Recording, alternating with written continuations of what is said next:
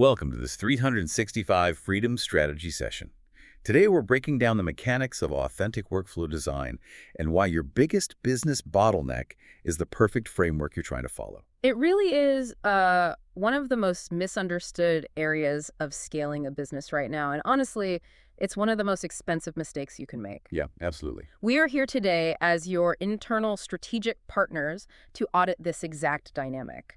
So our mission for this session is to analyze the actual mechanics of sustainable systems, diagnose why those, highly structured, visually impressive productivity frameworks keep failing you, and really explore that mandatory shift from external imitation to internal alignment. Right, and let's put some real context around why this matters so much today. Yeah. I mean, if you look at last year alone, professionals and companies spent literally billions of dollars on productivity software. Billions. It's staggering. It is. We have more apps, more color-coded dashboards, more automated tracking tools than at any point in human history. Oh, without a doubt. Yet, if you look at the data we're reviewing for this session, burnout rates among founders and high-level operators are at an absolute all-time high. Output is plateauing. Yeah, the tools are scaling, but the human output isn't. Exactly. So we're looking directly at your daily operations right now. If you're experiencing that friction, that burnout, or just a really frustrating ceiling on your output, your immediate instinct is almost always to blame yourself. Right. You think, I'm just not disciplined enough. Yes. But what if the infrastructure you're operating within is actually the problem? Today, we're looking at why downloading that beautiful, 60-page planner template might actually be the exact thing destroying your daily output. I think that's the perfect place to start. We need to examine the trap of the perfect framework, because that happens to almost every ambitious professional. It really does. You hit a wall, you realize you need better systems, and your immediate reaction is to look outward. You scour the internet for templates. Yep, hitting up YouTube, looking for the best Notion setups. Exactly. You look for the frameworks or the daily routines that appear to be generating massive success for someone else. And naturally, you're drawn to structures that look efficient, polished, highly organized, and frankly, just impressive. Oh, absolutely. I mean, we are totally obsessed with the aesthetic of productivity. The aesthetic, yes, that's a great way to put it. You see a video of someone's perfectly symmetrical project management dashboard, and you think, well, if my screen looks like that, my life will look like that. Right. It's this illusion of control. It really is. You download that incredibly complex template, and for a brief, shining moment, before you even put a single actual task into it, you feel wildly productive. Because impressive really is the operative word there, right? And we need to analyze the psychological allure behind it. Yeah, why do we do that? Why are founders, executives, and high-performing professionals so magnetically drawn to these complex systems? It really comes down to a fundamental, though completely flawed, assumption. Which is? We assume that a polished exterior equals guaranteed output. Yeah. When you look at a beautifully color-coded calendar or a massively complex dashboard with, automated subtasks and priority tags, your brain subconsciously registers that aesthetic order as operational effectiveness. So we basically equate visual organization with actual productivity. Exactly. But those are two entirely different things, aren't they? Completely different. I mean, a system can look mathematically beautiful on a screen. It can be perfectly symmetrical, but it can operate terribly in reality if it completely ignores the actual human being who has to sit down at the keyboard and run it. Precisely. We forget that systems are not standalone entities. They are interfaces. Interfaces. That's a good distinction. Right. A framework is only as effective as the interface between the rules of the framework and the psychology of the operator. Okay, that makes sense. You can build the most aerodynamic, high-performance race car in the world, but if the driver doesn't know how to drive a manual transmission, the car isn't leaving the starting line. The tool is useless if it's hostile to the user. And modern business culture absolutely feeds this hostility, doesn't it? Oh, it glorifies it. It does. We glorify the idea of adopting the morning routines or the productivity stacks of billionaires. You read an article about a tech CEO who wakes up at 3:30 a.m. Right. Takes an ice bath. Yeah, takes an ice bath, drinks some proprietary green sludge, meditates for an hour, and then time blocks their day into rigid 15-minute increments. It's everywhere. And the immediate, almost involuntary reaction for so many of us is, well, they're a billionaire. So if I copy and paste that exact structure into my own life, I'll achieve that level of output. which is just a catastrophic miscalculation. Is it? It really is. It's almost comical when you break down the logic of it. That copy-paste mentality actually sabotages your output because it fundamentally ignores your individual baseline operating state. Because we're not them. Exactly. The tech CEO's routine works for them, assuming it even is their real routine and not just, PR. Which is a big assumption. Huge assumption. But it works for them because it evolved organically from their specific neurochemistry, their specific energy patterns, and their specific life constraints. Okay. When you copy it, you're entirely bypassing the authentic design process. You're adopting the artifact of their success, not the root cause. I used to think of it like taking the prescription glasses off a wildly successful person and putting them on your own face just because you really like the designer frames. Oh, I like that analogy. Right. Like, you might look smart to an outside observer. The frames themselves might be expensive. But the moment you try to actually work, it's going to give you a massive headache. It's going to blur your vision completely. Exactly. And make you stumble over your own feet. That's a great visualization. Because the prescription represents the internal alignment, right? Yeah. The pace, the energy patterns, the cognitive style. The frames are just the external tool, the software, the schedule, the visible routine. Just the dressing on top. Yes. But I think an even more modern way to look at it, especially when we're talking about complex digital workflows, is a hardware-software mismatch. Okay, tell me more about that. Relying on brute discipline to run a misaligned system is like trying to run the latest, most demanding, high-end video game on a 10-year-old laptop. Oh, man. Yeah. The fan is just screaming. Right. The fan is screaming, the battery is draining in 10 minutes, and the whole system is overheating. You can barely move the mouse. Exactly. And the crucial point here is the laptop isn't lazy. Right. The laptop doesn't lack discipline. The hardware simply wasn't built to process that specific software architecture. So it's just an incompatibility. Pure incompatibility. But instead of recognizing the mismatch, we get mad at the laptop. Or, in the case of our own lives, we get mad at ourselves. Which actually leads right into my next question. Go ahead. When we put those wrong prescription glasses on, or when we try to run that heavy software and we start overheating, why are we so quick to assume that we are the problem? That's the million-dollar question. Why do we immediately think, oh, I must just lack discipline, I need to try harder, rather than instantly recognizing that the system itself is the problem? We do that because of the inherent authority we project onto the impressive framework. Okay. If a system is backed by a famous founder, or if it's a highly reviewed template downloaded 100,000 times, it carries immense social proof. So we trust it more than we trust ourselves. Exactly. Therefore, when it fails to produce results for us, cognitive dissonance kicks in.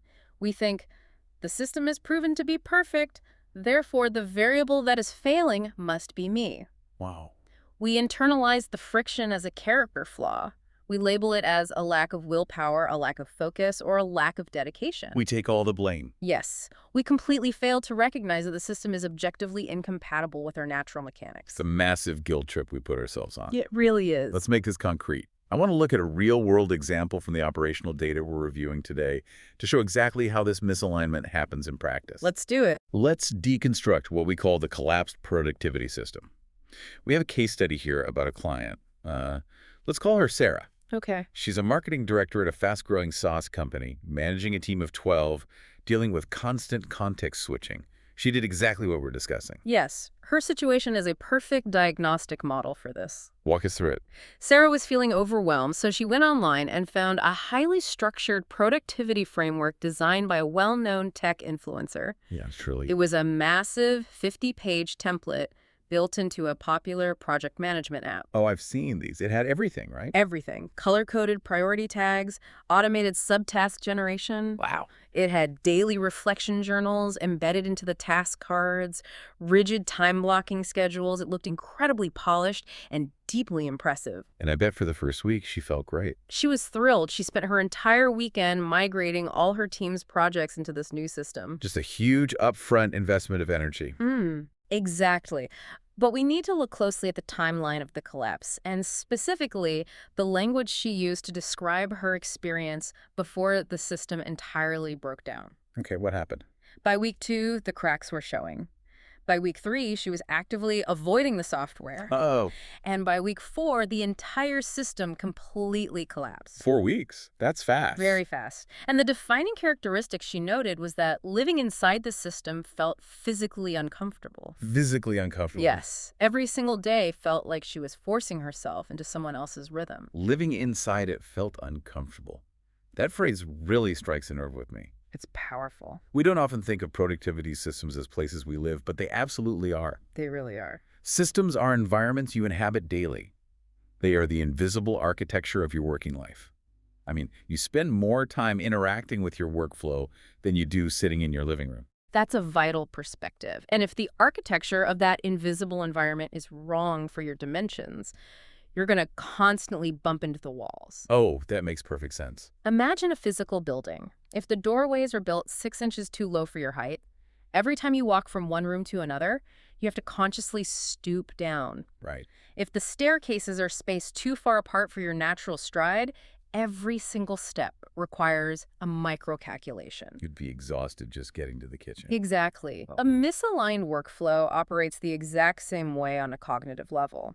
The discomfort Sarah felt was the friction of her natural tendencies colliding with rigid external rules. Yeah, if you're constantly stooping to fit through doorways, you're going to end up with chronic back pain. Exactly. This brings up the dynamic of adjusting yourself to match the system, rather than adjusting the system to match you. It's totally backward. Right. Sarah was spending 2 hours a day just updating the tags, writing the reflections, and categorizing her tasks according to the influencer's rules instead of actually doing the marketing work she was hired to do. And this right here is the core bottleneck for founders and operators. Explain that. It's a complete inversion of how tools are supposed to function. The tool should conform to the hand of the worker. Always. When the worker is forced to conform their hand to the tool, you introduce repetitive strain. Let's consider the hidden tax of this continuous self-adjustment. The hidden tax. Yes. The energy Sarah spent trying to contort her psychology, her energy levels, and her natural working pace into someone else's rhythm is energy directly stolen from her actual high-leverage work. Wow, stolen energy. It creates a state of chronic friction. It really does. You're exhausting yourself before you even execute a single meaningful task. Precisely. If you're spending 30% of your daily cognitive battery just forcing yourself to adhere to the rigid time-blocking schedule you copied from the internet, you only have 70% left for creative problem-solving, strategic planning, and execution. You're just capping your own potential. You're artificially lowering your own ceiling because your operational environment is hostile to your natural state. Okay, let me push back on this a little bit. Sure. Because I know what you, the listener, might be thinking right now. It's easy to say Sarah's system collapsed because it wasn't a good fit, or because the digital doorways were too low. Right. But how do we definitively know the difference between a bad system and a good system that just hasn't been practiced enough yet? That's fair. Because, let's be real, every new skill, every new piece of software requires a learning curve. If I switch from a PC to a Mac, it's going to feel frustrating and uncomfortable for a few weeks. Absolutely. So how do we differentiate between the friction of misalignment and the normal friction of just learning something new? That is the essential diagnostic question, and it's where most people get really confused.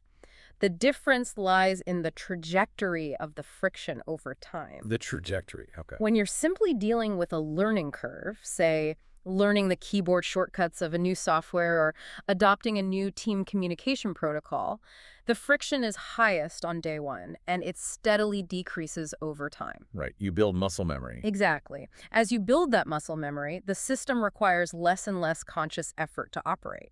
It becomes smoother. It gets easier the more reps you put in. Correct. But when you're dealing with structural misalignment, the friction does not decrease. It doesn't? No. In fact, it often compounds. With a misaligned system, day 20 is just as exhausting, if not more exhausting, than day 1. Wow. The resistance never fades because the system is constantly fighting your baseline nature. It requires a daily active injection of willpower just to maintain the baseline structure. That sounds miserable. It is. If you've been using a framework for 3 weeks and it still feels like you're putting on a suit of armor that's 2 sizes too small every single morning, that's not a learning curve. What is it then? That is a biological and psychological rejection of the system by your own operational mechanics. That distinction changes everything. It really does. It means Sarah's system didn't collapse because she lacked discipline. It collapsed because it wasn't built for her tendencies. Exactly. Her failure to keep up with the color coding wasn't a moral failing. It was her brain rejecting inefficient architecture. Yes, beautifully put.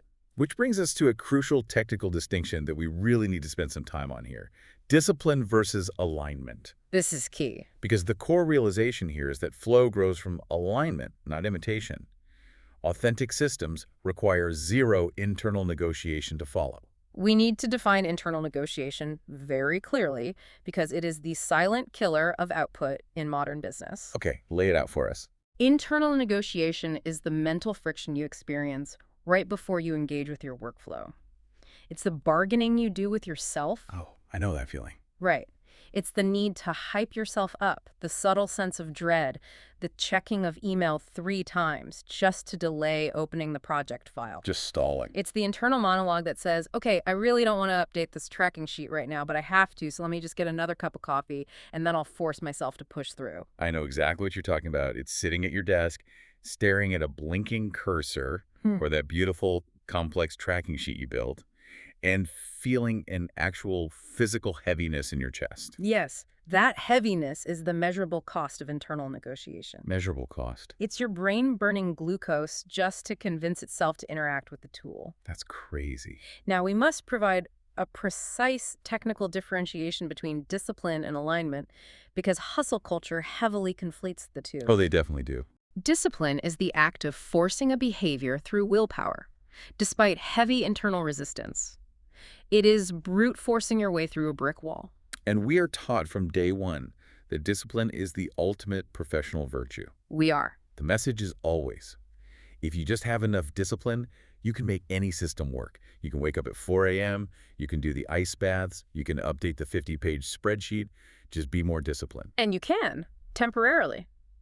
But it is entirely unsustainable as a long-term operational strategy. Why is that? Because willpower is a finite metabolic resource. It depletes throughout the day and throughout the week. So you just run out of it. Exactly. If your baseline operational system requires discipline just to exist within it, you are running a constant energetic deficit. Okay, and alignment. Alignment, on the other hand, is designing a behavior to perfectly match your natural tendencies, thereby eliminating the resistance entirely. No resistance at all. Right. Alignment means you do not need discipline to start the workflow because the action feels natural. So, if discipline is the emergency generator you use when the power goes out, alignment is the actual electrical grid. That's a brilliant way to phrase it. You can't run a skyscraper on an emergency generator forever. Eventually it runs out of fuel and burns out. That's a highly accurate structural analogy.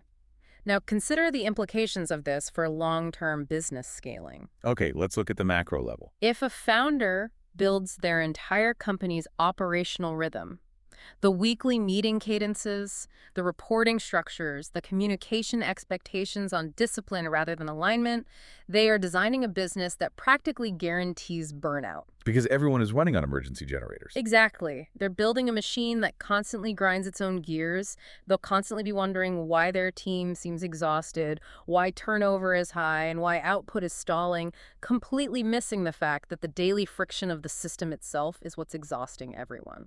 But wait. Let me jump in here. If alignment means zero internal negotiation, and it means the system doesn't require brute force, does that mean a truly authentic workflow should feel completely effortless? That's a great question. Because, is there still a place for productive struggle? Building a business or writing a book or managing a team is hard work. It's not supposed to be easy all the time. No, it's not. So if I'm totally aligned, do I just float through my day on a cloud? That's a vital nuance, and it's where people often misinterpret the concept of alignment. We must separate the friction of the work from the friction of the workflow. Work versus workflow. Yes. Yeah. The work itself, writing a complex strategic proposal, analyzing a difficult data set, having a tough performance review with an employee, that work should contain productive struggle. Right. That is where value is created. It's intellectually demanding, and it should stretch your capabilities. That's the heavy lifting. That's what you're actually getting paid for. Yeah. Exactly. But the workflow, the system you use to open the document, the process you follow to gather the data, the scheduling mechanism for that tough meeting, that should be frictionless.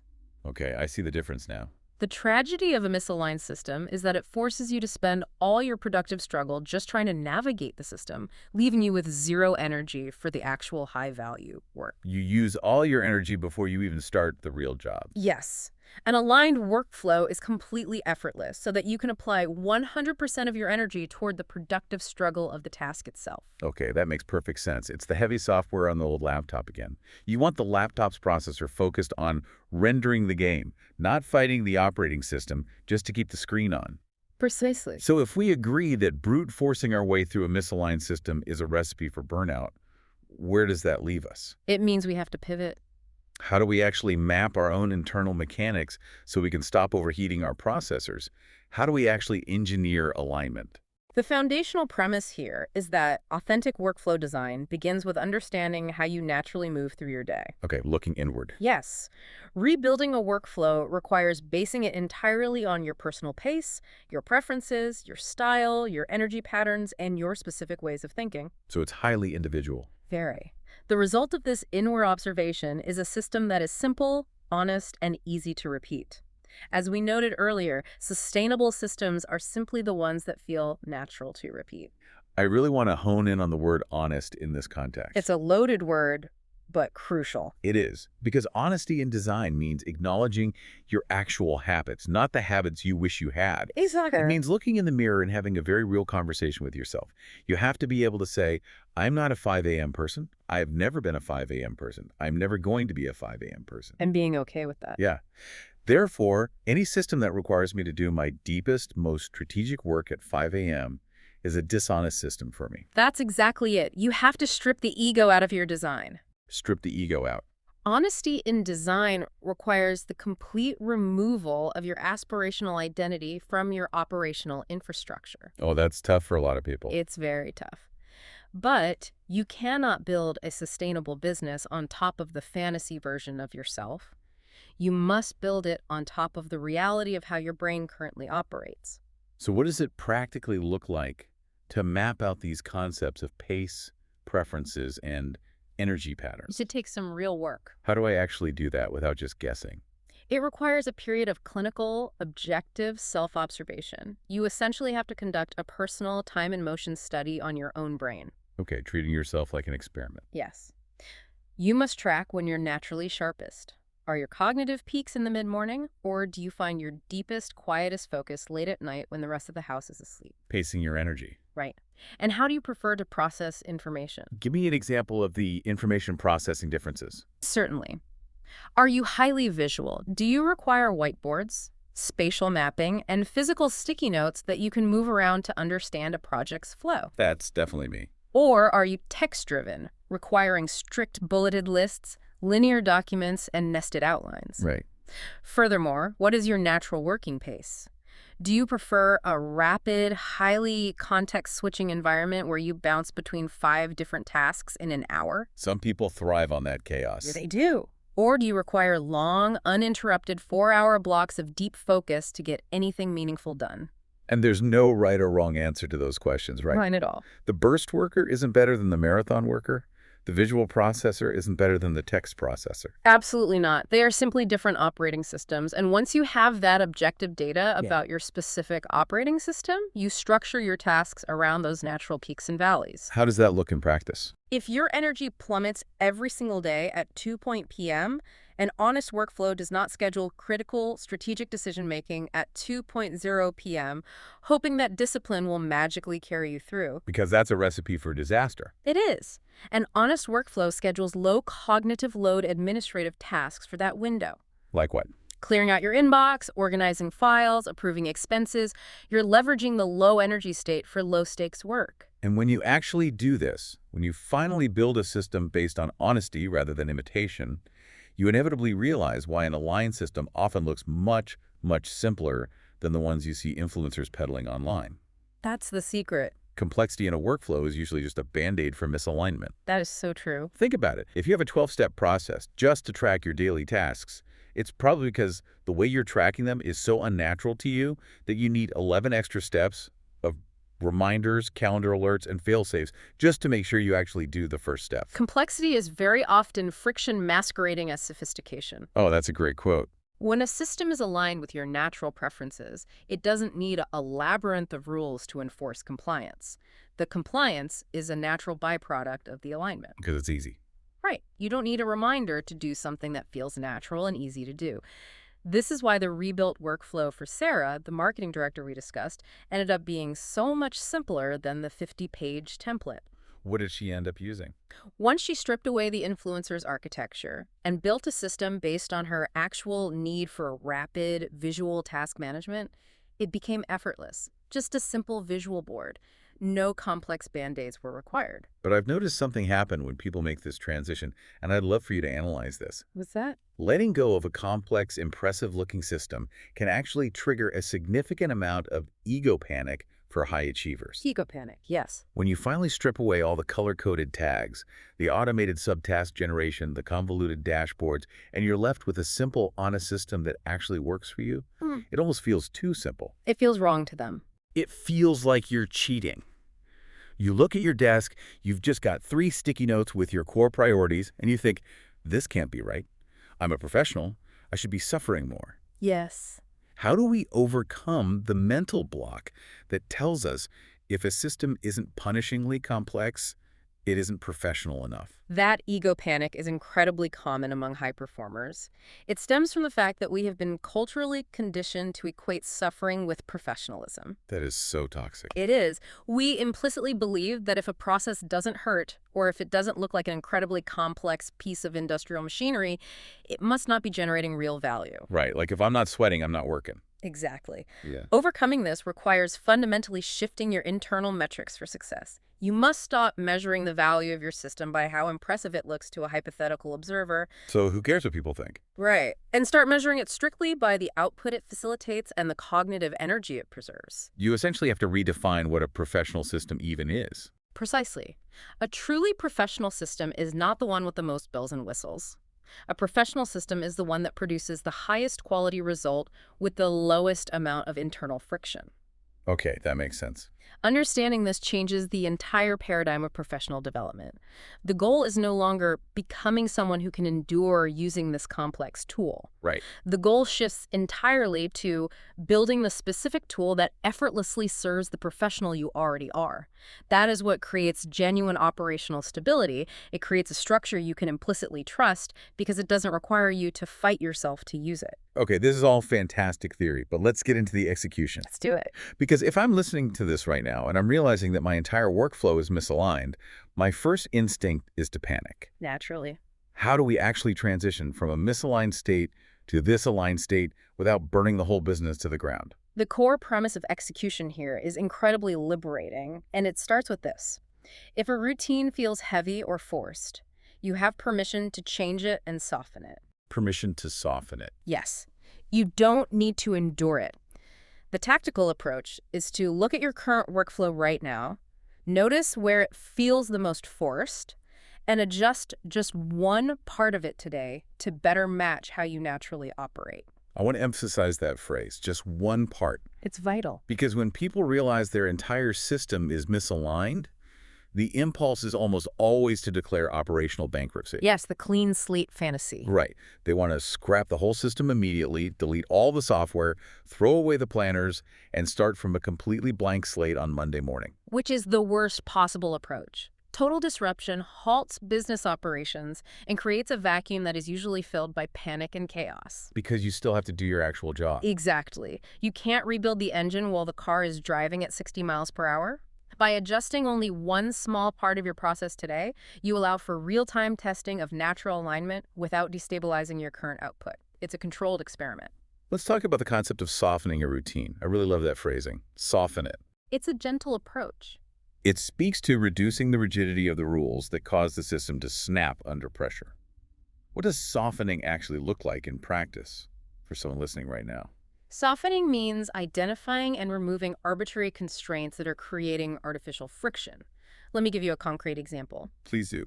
Say your current rule, dictated by some productivity book you read, is I must write 1,000 words for my new book every morning at exactly 6:00 a.m. Okay.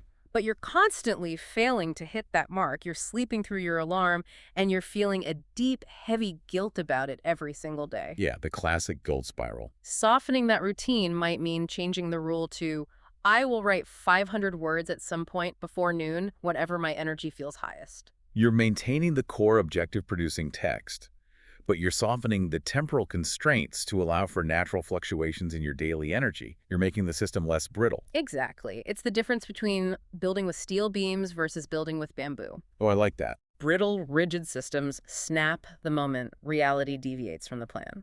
If you miss your 6 a.m. window, the steel beam breaks, and the whole day feels like a failure. Right, you just give up. But softened, aligned systems like bamboo absorb the deviation.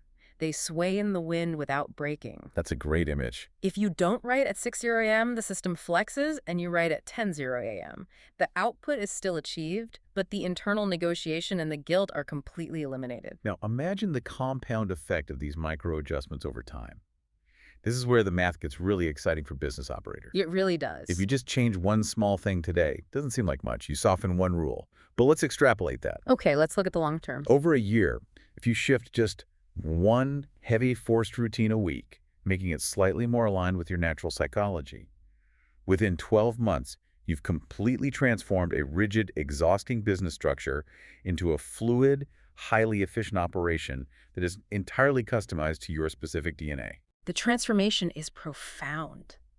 By removing that chronic friction, you reclaim hundreds of hours of lost cognitive energy over the course of a year. Hundreds of hours. Yes. By letting your flow begin with honesty and making continuous incremental adjustments toward your natural operational state, you essentially engineer a bespoke environment where high performance is your path of least resistance. Path of least resistance. I love that. Authentic systems become sustainable systems because they generate their own momentum. You're no longer paddling upstream, you found the current. Okay, I want to challenge you, the listener, right now. I want you to apply this immediately, today. Start right now. I want you to identify the one software tool, the one weekly meeting rhythm, or the one daily habit that you dread the most right now. The one thing that causes that physical heaviness in your chest before you do it. The biggest source of friction. The one thing where you find yourself checking your phone 3 times before you start. I want you to recognize right now that this dread is not an indicator of your laziness.